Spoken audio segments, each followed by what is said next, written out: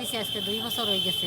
কোন জায়গায় বিয়া দিছে? আমার মেয়ে ও আগলাপুর মনপুর গধরাবাদ মানে বিয়া দিছে 2 বছর হয়েছে। আমার মেয়ে খাইছে তারা বাড়িতে 2 মাস, তারপর দিয়ে ঝগড়া ঝগড়ি 2 মাস খাইছে। আমার বাদে বেটায় 2 মাসের ফলে আমার মেয়েরে খুব বেশি বেটায় দেওয়ার বেন্দা দিয়ে মারা ধরা করছে।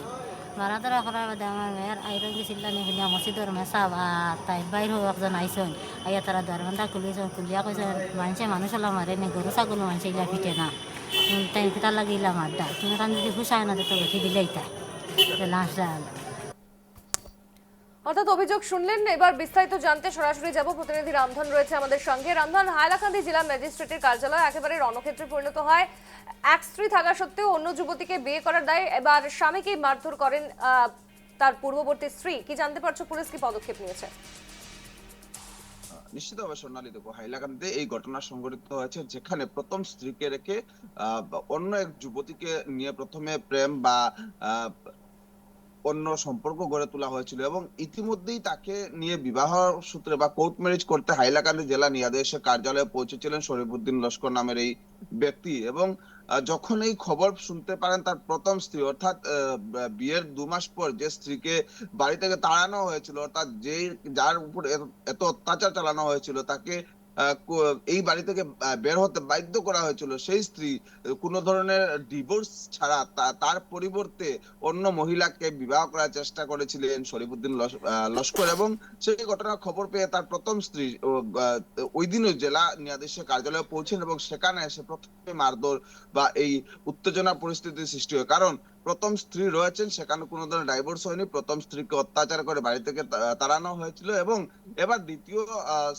একজনকে নিয়ে বিবাহ সূত্রে বিবাহ করতে চলেছিলেন এই শরীফুদ্দিন লস্কর হাইলাকান্দি জেলা ন্যায়াধীশের কার্যালয়ে। সেখানে কোর্ট ম্যারেজের কথা ছিল এবং সেই খবর পেয়েই সেখানে এই মহিলা দিলারা বেগম বরগুয়া পৌঁছেছেন। তাছাড়া এখানে যখন তিনি পৌঁছান এক প্রকার রণক্ষেত্রে পরিণত হয়েছিল হাইলাকান্দি জেলা ন্যায়াধীশের কার্যালয়। সেখানে প্রচন্ড মারপিট শুরু হয়েছিল এবং সেই খবর পেয়ে ঘটনাস্থলে পৌঁছায় হাইলাকান্দি সদর থানার পুলিশ এবং সেখানে গিয়েই প্রথমেই শরীফুদ্দিন লস্করকে আটক করে, কারণ শরীফুদ্দিন লস্করের এই সম্পূর্ণ কাণ্ডে জড়িত।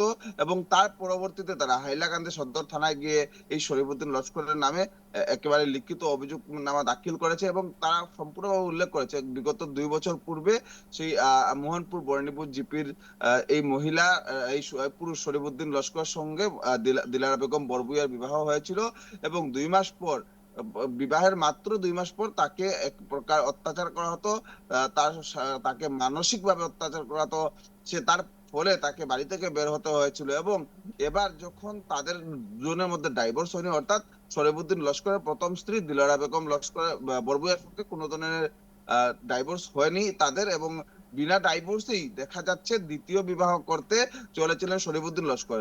যেদিকে দেখা গেছে যে এই বহু বিবাহ নিয়ে অনেক আইন করা হয়েছে অসমে এবং এই বহু বিবাহের আইনও কিন্তু তারা কোনো প্রকারে মানতে চাইছিলেন না। সেই জায়গা দাঁড়িয়ে যখন এই প্রথম স্ত্রী শরীফুদ্দিন লস্করের দিলারা বেগম বরবুইয়া তিনি খবর পেয়ে এই কোর্টে পৌঁছেন এবং তখনই এই খবর প্রকাশ্যে আসে যে শরীফুদ্দিন লস্কর আগে থেকেই বিবাহিত এবং তিনি ডাইভোর্স হয়নি তার প্রথম স্ত্রীর সঙ্গে এবং তিনি বহু বিবাহ জড়িত হতে চলেছিলেন। তারপরে হাইলাকান্দি পুলিশ তাকে আটক করে নিয়ে যায় এবং এই দিলারা বেগম বরবুইয়া এবং তার মা শরীফুদ্দিন লস্করের বিরুদ্ধে একটি এফআইআর দাখিল করেন এবং তারা উপযুক্ত ন্যায় বিচারের দাবি উত্থাপন করেছেন, যাতে যে বহু বিবাহ করার চেষ্টা করেছিলেন এবং প্রথম স্ত্রীকে এক প্রকার অন্ধকারে রেখে দ্বিতীয় বিবাহ করার চেষ্টা করেছিলেন, তার যাতে উপযুক্ত শাস্তি হয় সেই দিকে নজর বা সেই দিকে দাবি উত্থাপন করেছেন দিলারা বেগম বরবুইয়া। সোনালী,